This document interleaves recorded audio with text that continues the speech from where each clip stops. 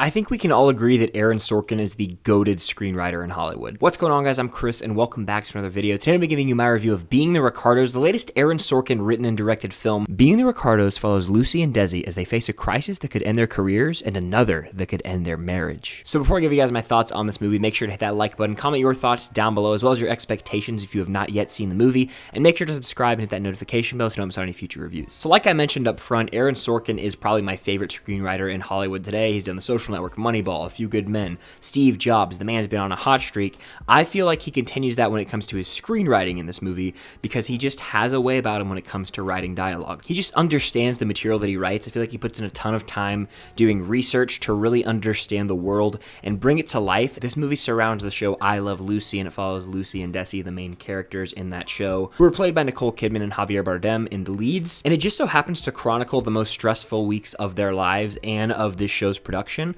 which really just immediately adds to the tension as it's building up to this event, this 1 week period of time. And I say this every time I watch a biopic, but I really was unfamiliar with this story. So as someone who had no clue what the hell this was about, I was really hooked for the majority of this movie because I just did not know a damn thing. And I felt like I was sitting in a history class just soaking it all in, learning it through Aaron Sorkin's screenwriting. Javier Bardem and Nicole Kidman are really great in this movie as they go at odds quite a bit. They're a couple who has their struggles, their ups and downs. They love each other, but then they hate each other one moment. It's also cool to see the characters they play and how they have their own career paths, and they don't really always align, and one is always sacrificing for the other. So we see this constant struggle and back and forth between that relationship. That's kind of the core of this movie, and then the drama surrounding the production of the show surrounds that in a way. I also just love the genre of movies and TV show that's about making movies and TV show, Once Upon a Time in Hollywood being like the prime example of that. So it's really cool to see like a behind the scenes look at the production of I Love Lucy. Obviously this movie's not 100% accurate, but it's still really cool to see this portrayal on screen. I love the way there's transitions from each day, how it goes through different processes in the production of a single TV episode. I think Sorkin is such a great screenwriter.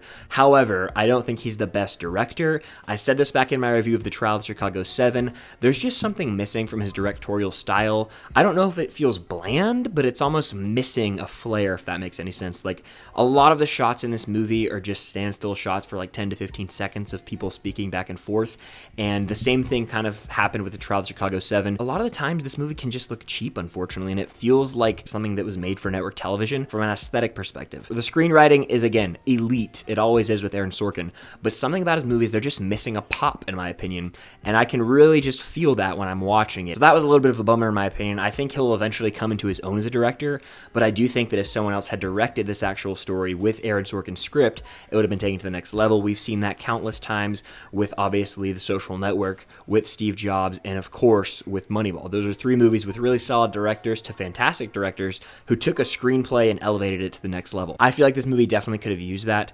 Again, we'll never know because Sorkin did direct it, but it does feel a little bland at times. The characters themselves in this movie are also somewhat terrible people at times, like especially seeing like Nicole Kidman and Javier Bardem's characters at odds with each other. They both have like immoral moments where you really just can't get on board with either of them as a couple because they're pretty bad people at times.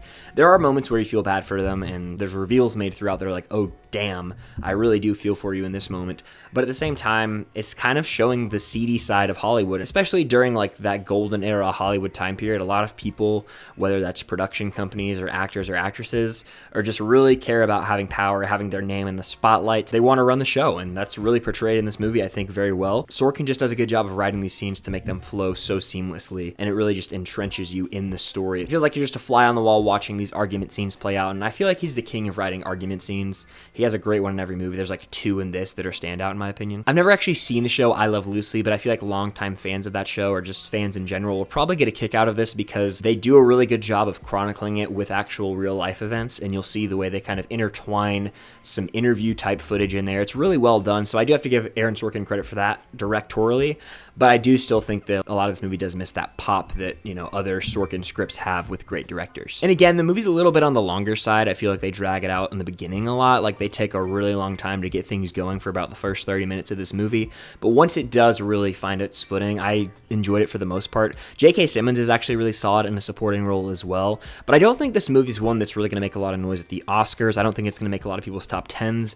I think it's just a very safe movie. There's nothing wrong with it. I wasn't like terribly bored watching it. I was like, oh my gosh, this is really dreadful to get through. Like I said up front, I was interested in the subject matter the entire time. That wasn't the issue. The movie just didn't really do anything to push any boundaries. It didn't really have a pop to it. It was just fine. Again, I feel like another director could have really elevated this movie to make it like a front runner at the Oscars. I Love Lucy fans will like it, maybe classic sitcom fans. People who like movies about the production of movies will probably get a kick out of this one, but it didn't really impact me that much. I'm probably never going to watch it again. It exists, and I enjoyed my time with it for the most part.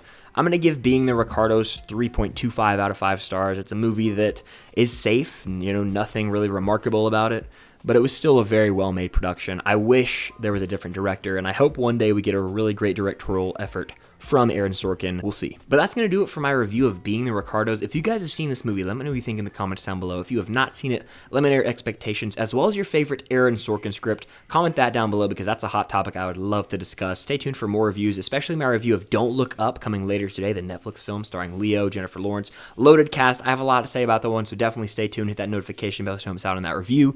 Thank you guys again for watching. Until next time, I'll see you guys later.